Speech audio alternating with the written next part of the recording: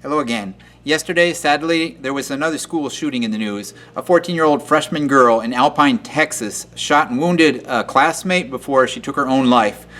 Probably makes for a sadly appropriate time for me to approach a subject that I've been meaning to deal with for quite a while. Peter Herring in the comments has asked me about it a couple times and reminded me I said I would do this. Talk about whether I feel safe in school, since I work in a public school, and what do I think of the kind of measures and precautions we try to take to stop this kind of violence.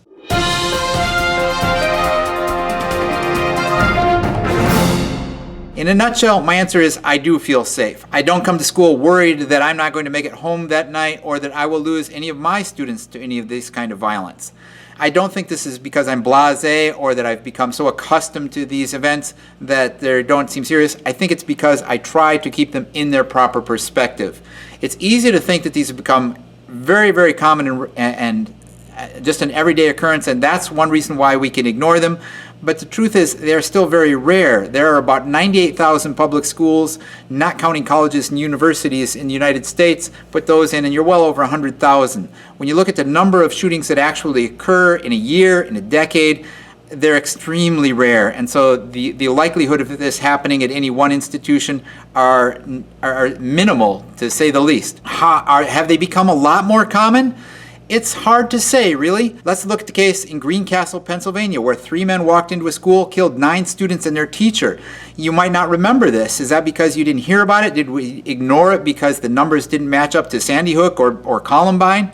No, it's probably because that happened in 1764, before there even was a United States. School shootings are nothing new. They've been with us almost as long as we've had schools. That was known as the Enoch Brown Massacre, and yes, it took place in 1764, well before the United States even existed as a nation. But was that a rarity then, or have they been pretty common all along? Let's look a century ago, the decade of the 1910s, there were 19 school shootings. In the last decade we just completed, there were 59. Now that's almost 3 times as many in a century, but you've got to remember, a century ago the population of the United States stood at about 100 million. The population today is about 300 million.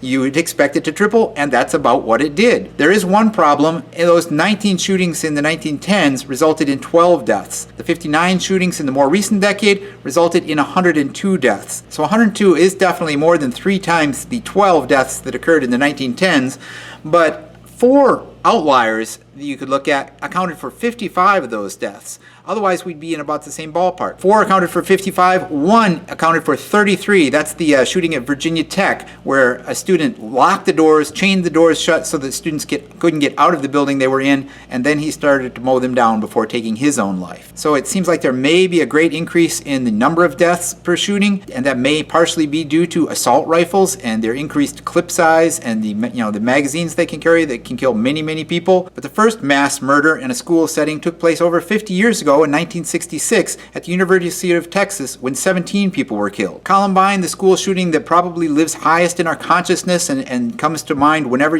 anyone brings up the subject of school shooting, took place in 1999, before most of the students I teach today were born. So the big killings, the big shootings on school campuses are really still quite rare, and so just as a matter of probability, no, I don't feel threatened by them. The second issue that people sometimes raise when they discuss school shootings is the idea that students today will kill over the smallest reasons, that people have gotten crazy and they'll kill for no reason at all, whereas apparently we think that in years gone by, people were more reasonable and rational in their killings.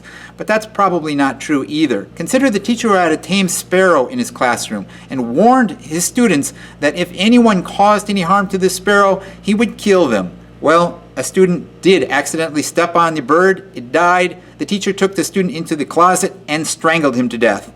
That student's father came to school and shot the teacher dead. When did that happen? In 1856. So apparently people were pretty crazy over 100 years ago. And if that's not crazy enough for you and you think relationships might be bad between teachers and administrators today, consider the case of Jefferson City, Missouri Professor Romeo West, who was killed by his superintendent Theodore Martin. They were arguing over which dishes to use at a school social function, and it got a little out of hand. That was in 1918. So that was almost 100 years ago, and that's pretty crazy. So school shootings are not new, and craziness is not new. I think what's new is the coverage of these events by the media. We hear about them so much more often. We hear about them repeatedly, and and it's really brought into our living rooms much more than it was in years past, so that it begins to seem normal, and that makes us think we need to do something about that. And there are such random, insane events, it's very difficult to come up with reasonable plans on how to deal with them.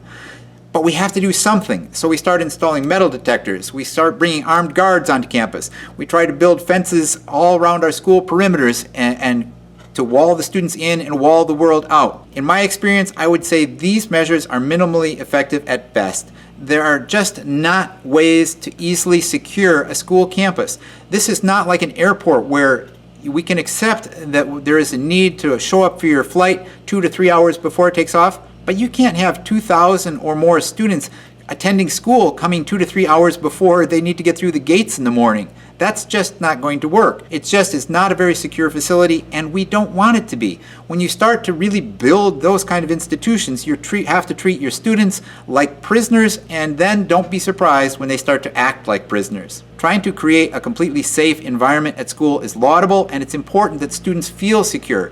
But that isn't necessarily helped by doing band-aid solutions that really don't increase the safety of the campus. We need to understand who's on our campuses and deal with the issues they have so that these kind of incidents don't happen. As far as someone coming in from off campus, that's still a possibility, but those kind of shootings, if they didn't take place at a school, could happen at a theater we've seen, at sporting events, at amusement parks, any place where people congregate.